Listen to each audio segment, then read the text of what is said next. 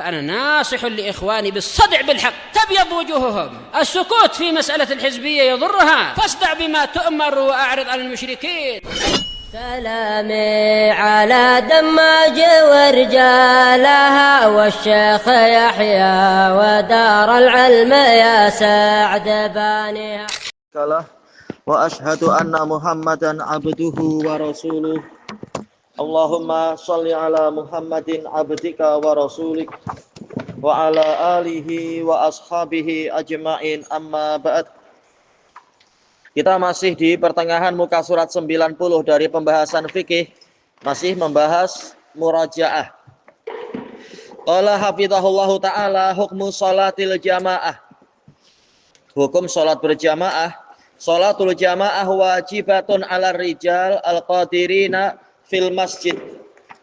Sholat jamaah adalah wajib atas para lelaki, rijal, menunjukkan apa? Dia sudah balik. Bang, gimana kalau belum balik? Ya belum berdosa. Cuma apa? Para wali, para pendidik berhak untuk menetapkan peraturan mendidik anak-anak biar terbiasa disiplin, agar kalau sudah balik tidak terkejut dengan kewajiban-kewajiban yang ada. Sebagaimana apa? 7 tahun sudah diajar, 10 tahun kalau tidak mau sudah dipukul walaupun belum berdosa. Ini untuk agar anak-anak terlatih beribadah sebagaimana mestinya. Sholat kita ringan kan? Kalau di zaman Bani Israel macam mana sholatnya ya? Oh, 50. Dalam berapa jam sholat lagi? Berapa jam sholat lagi? Oh, lebih susah. Tayyib. Fil masjid, yaitu wajibnya adalah di masjid, yaitu masjid wakaf. Kalau ada panggilan dari masjid wakaf, wajib datang kalau jaraknya tidak sampai menimbulkan kesulitan. Kemudian sholatul mar'ati fil jamaah. Sholat wanita di dalam jamaah tusra' disyariatkan. Sholatul jamaah lil mar'ah fil masjid. Ya, ada pahala tentunya. Walaupun jelas pahala bertingkat-tingkat. Wala tajibu alaiha, tidak wajib atasnya. Wa sholatuha fi baitiha khairul laha, salat dia di rumahnya lebih baik untuknya. Kemudian kaifiyatud dukhuli ma'al imam, bagaimana cara masuk ke dalam salat bersama imam, yaitu dalam salat jamaah. Suara apa tadi? Di luar.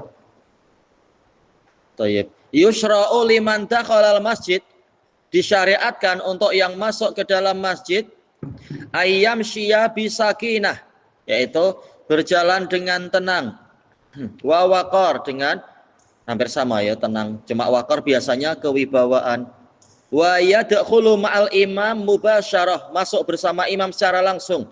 Maksudnya langsung apa? Menjadi makmum. Jelas imam lebih mendahului dia kalau dia agak masbuk sedikit.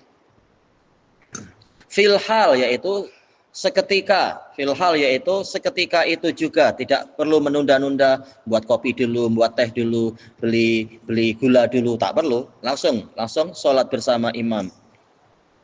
Allati yakunu alaihal imam, yang mana imam sedang ada di atasnya, yaitu keadaan apa yang dilakukan imam langsung kita ikuti di dalam sholat tersebut, dalam amalan-amalan sholat.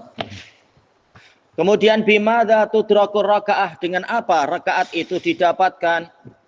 Qal tudraku ar-rakaatu bi idrakir ruku'.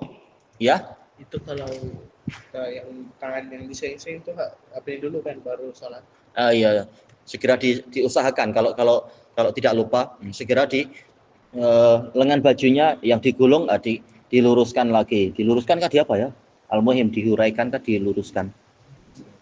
Ya, dilepaskan dari gulungan. Rakaat didapatkan dengan mendapatkan ruku'. Fa idza adrakal masbuqu imamahu raki'an, maka apabila si masbuq, makmum yang didahului itu, yang terlambat itu, dia mendapatkan imamnya dalam keadaan ruku', fayajibu ayyukabir, dia wajib untuk bertakbir, takbiratul ihram. Takbir untuk ihram, untuk memasuki sholat. Wa huwa qaim, dalam keadaan berdiri. Ya, takbiratul ihram tentunya sambil berdiri. Summa yukabbir. Lebih selamat memang takbir sekali lagi untuk ikut rukuknya itu. Yukabbira marratan ukhra lirruku, bertakbir sekali lagi untuk ruku'.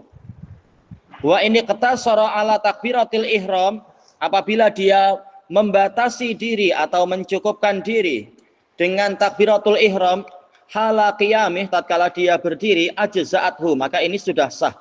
Hanya takbir sekali untuk niat takbiratul ihram.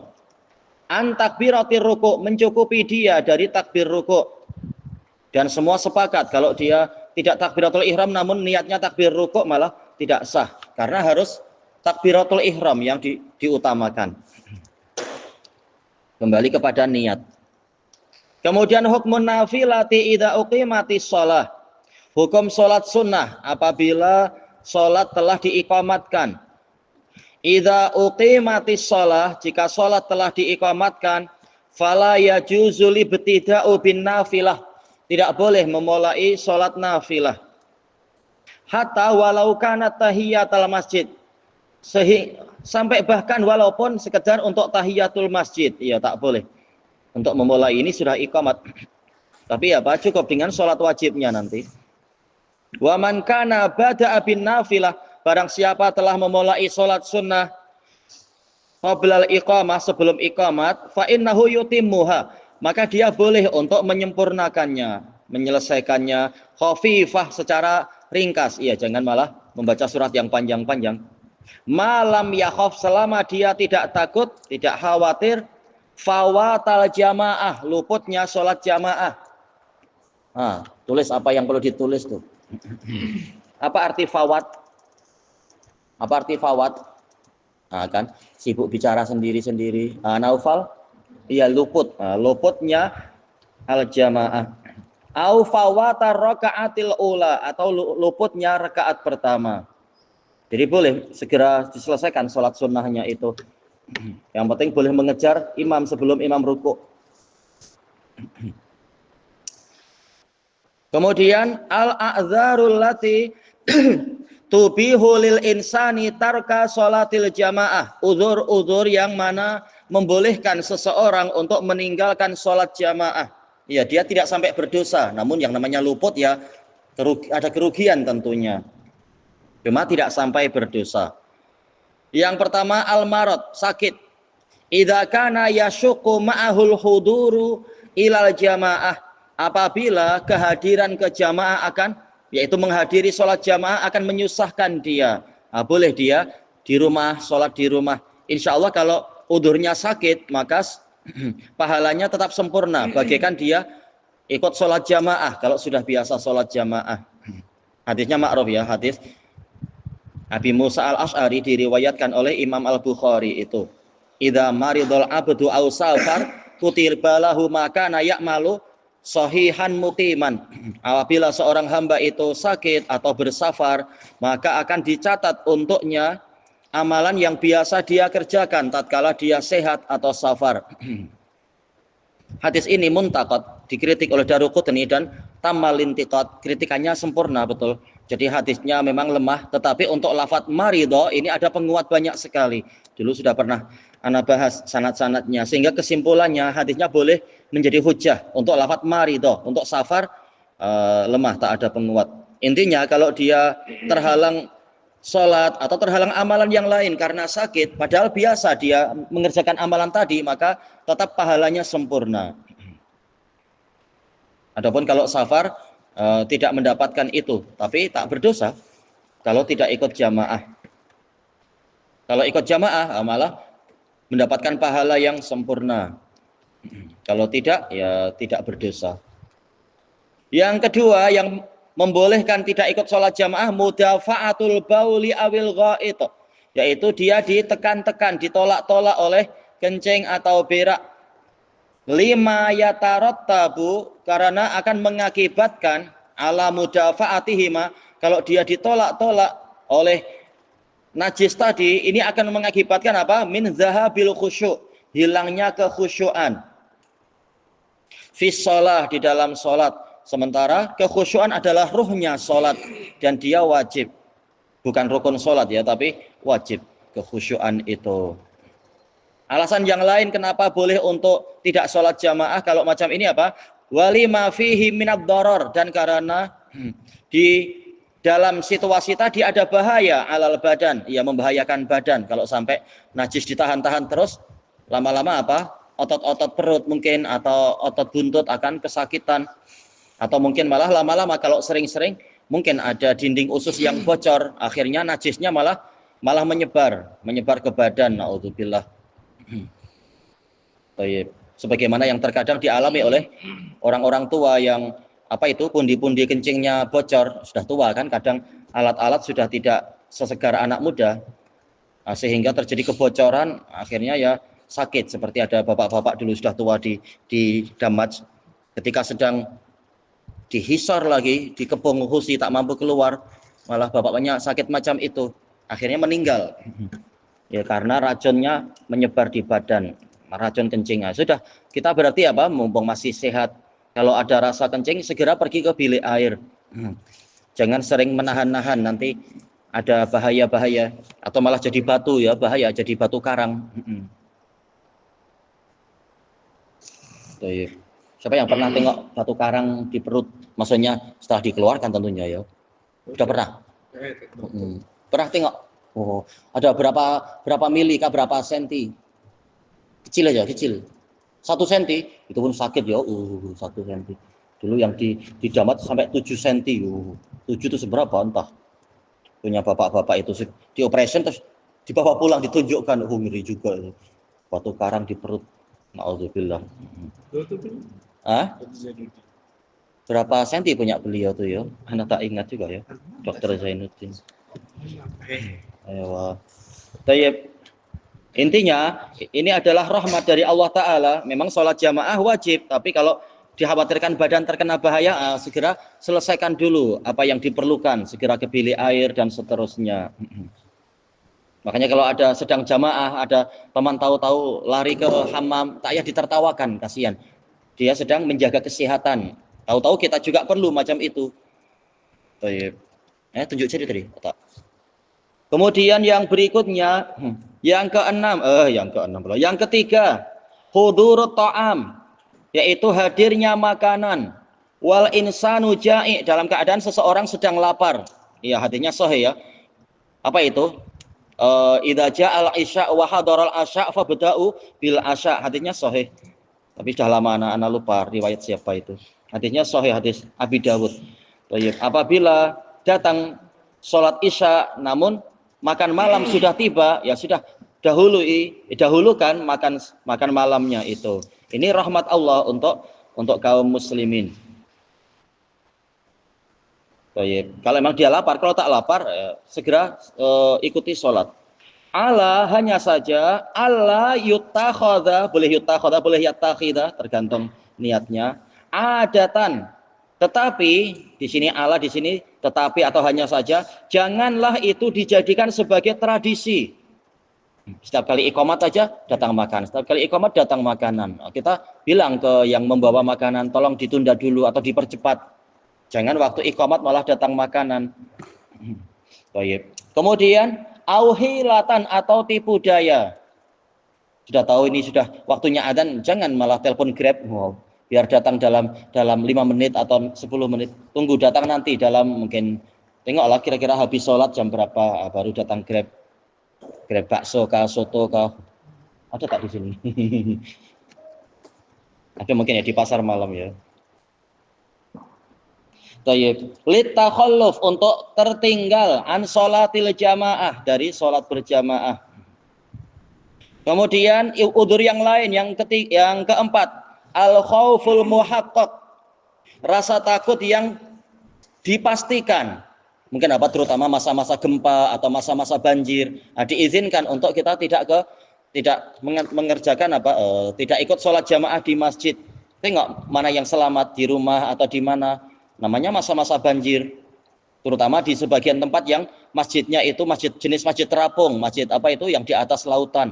Sementara laut mungkin sedang ada El Nino atau yang terkadang dari Filipina atau dari mana itu, Laut Cina Selatan mana misalkan.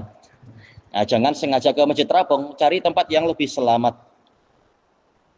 Lihat situasinya. Alan nafas, yaitu kekhawatiran yang dipastikan terhadap jiwa. Awil mal, atau mungkin harta benda. Au ghairihima, atau yang lain-lain. Ya? Apa? El Nino tadi. Yang mana?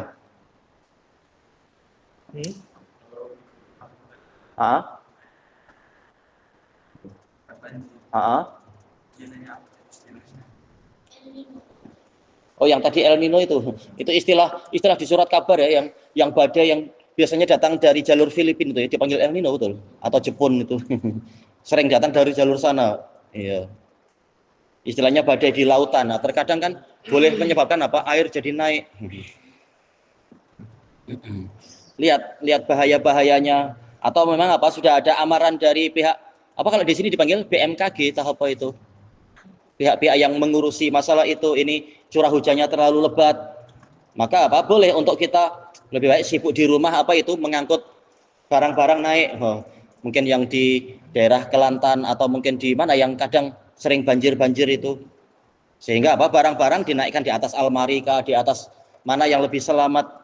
Boleh untuk dia tidak sholat jamaah kalau kekhawatirannya besar, bukan sekedar hayalan, tapi kekhawatiran yang besar. Berjaga-jaga, menyelamatkan barang-barang. Kemudian yang kelima, husulul adza, terjadinya gangguan, yaitu walaupun tidak sampai membahayakan jiwa, tetapi menimbulkan gangguan yang meresahkan, yang membimbangkan pikiran. Bimator, dengan sebab hujan. Ya, ini adalah rahmat dari Allah Ta'ala, hambanya diberi keringanan. Hujan yang mubalil, yang membuat basah. Kalau semenit cuma 1 titik, itu tak apa-apa, itu sholat saja. Aurihin baridah, atau angin yang dingin, yang sangat dingin. Ausyadidah, atau angin yang sangat kencang, yang dikhawatirkan, oh ini anak kecil boleh dibawa terbang, bahaya misalkan. Baik. Nah, seperti dulu di Damas ada teman anak orang Aden yang sampai apa, wajahnya syarafnya kacau, jadi wajahnya jadi bengkok. Karena apa? Dia habis mandi air panas, tapi waktu sholat asar dia keluar, tahu-tahu ada angin sangat dingin. Wah, sudah semula panas kena air dingin, langsung syarafnya jadi kacau. Wah, harus dirawat berbulan-bulan, diurut, refleksiologi ya. Akhirnya boleh sembuh. Cuma memang harus banyak penjagaan agar kita tidak langsung terkena perubahan cuaca yang berat. Kalau dikhawatirkan terjadi yang seperti itu, boleh untuk menunda sholat jamaah atau semacamnya. Baik. Kaidah mengatakan apa? Darul mafasid muqaddamun ala jalbil masolih. Menolak kerusakan lebih diutamakan daripada mendatangkan kemaslahatan. Jelas sholat jamaah bermaslahat, keutamaannya besar. Tapi Allah dengan rahmatnya mengizinkan untuk menolak bahaya tadi. Dengan cara, ya sudah, jangan keluar rumah dulu kalau cuacanya dikhawatirkan akan membahayakan. Dan yang semacam itu. Baik. Selesai, beliau menyebutkan 5. Ada satu lagi apa tambahan yang telah kita dapatkan kemarin dari hadis-hadis sahih. Yang ke-6 apa? Nomor 6. Ingat tak? Kalau makan. Iya, makanan yang dikhawatirkan nanti mengganggu orang di masjid, bau-bau busuk dan sebagainya. Baik, ilahuna wallahu a'lam.